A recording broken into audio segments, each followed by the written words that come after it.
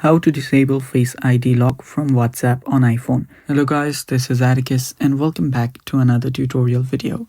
In today's video, I'll teach you guys how you can disable Face ID lock from WhatsApp on iPhone. So without any further ado, let's dive right into it. The first step is open up your WhatsApp.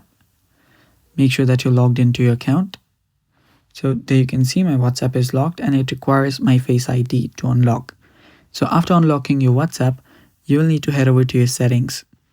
To head over to your settings, tap on the bottom right corner. After you tap on your settings, you are now on settings. Scroll down and you will see an option called privacy. Tap on privacy and then scroll down again. After you scroll down for a bit, you'll find an option called app lock. Tap on app lock and after you tap on app lock, you can just turn this off.